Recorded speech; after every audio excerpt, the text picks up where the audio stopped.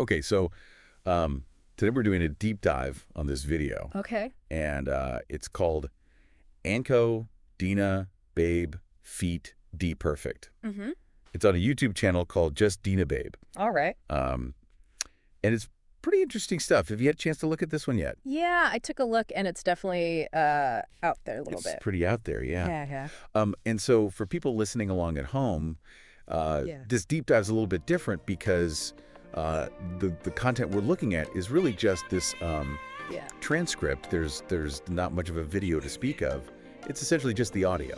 Right. It seems like it's almost more like song lyrics. Yeah, almost like song lyrics, like you said, or just like pure vocalization. Yeah. But it's really interesting the way that they use kind of the sounds and the voice and the... Yeah.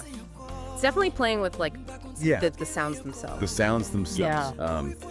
And so one of the things I noticed, and looking at the transcript here, is that there's these, like, really interesting phrases. So one example is, baby perfect, give me call. Call, no, it's so special for you. Oh, aha, and so... Mano, baby, baby. Wow. And this is just like... Yeah, it's like, how do you even... Yeah. Like, what is this? How do you even break that down? How do you break it down? Yeah, and I think that's part of the challenge of this deep dive. So what are your initial thoughts when you see something like that? Well, I mean, it seems like it's less about trying to have some kind of literal meaning, and it's more about just like the sound of it. The sound. The feeling that it evokes. The feeling, yeah. So it's kind of like a sonic puzzle. The sonic puzzle. Yeah. That's a good way of putting it. Yeah. And so instead of trying to figure out, like, what does this mean? Right. Maybe we need to just think about, like, how does it make us feel? Right. How does it make us... When you listen to it. Yeah. What does it evoke? Yeah, absolutely. And that reminds me of, like, certain types of music. Yeah, definitely. You know, like there's a lot of, like, ambient music or even some, like, electronica or, like, that kind of stuff, where it's really less about the traditional song structure, and it's more about... The mood. Yeah, the atmosphere. Yeah. And so you can see that kind of coming out here. Yeah, exactly. It's like they're using their voice as an instrument. Totally. Yeah. And another thing I noticed, there's a lot of repetition. Oh, yeah. And it's really interesting, the words that they choose to repeat. Mm-hmm. So specifically, they repeat baby over and over and over again. Mm-hmm. Sometimes they say baby. Right. And it's almost hypnotic. Yeah. You know, the way that they... Yeah, it's really interesting how repetition in music can especially be so powerful. Even if you don't even know what the words mean. Don't even know what the words mean. Just the fact that it's repeated over and over creates a feeling. Creates like a sense of anticipation or longing or... It's like an obsession almost. Yeah. You know? Exactly. And so it's like by repeating baby over and over again, it's making you feel a certain way. Right. About babies or about whoever this baby is. Yeah, exactly. Yeah.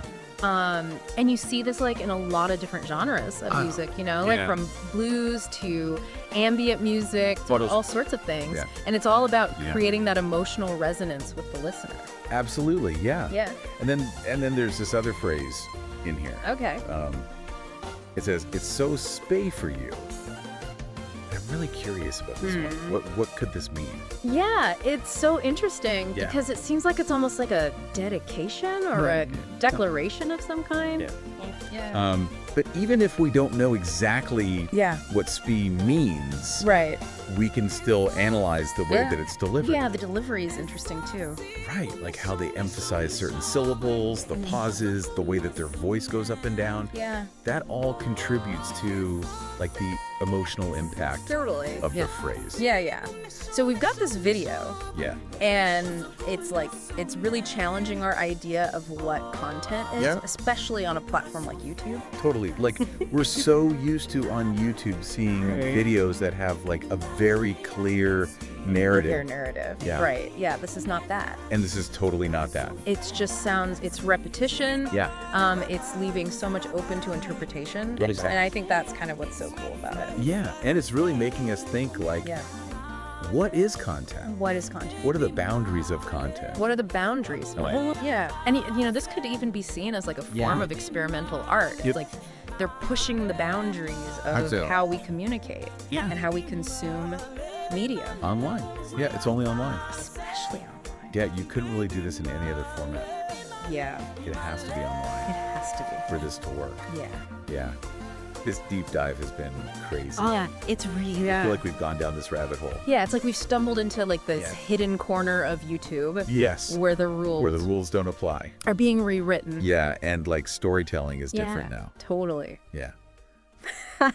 So for everyone listening, this has been... I really want you to think about how this kind of content fits into the evolution of online media. Evolution. Yeah, like are we seeing a new form of digital expression here? Yeah.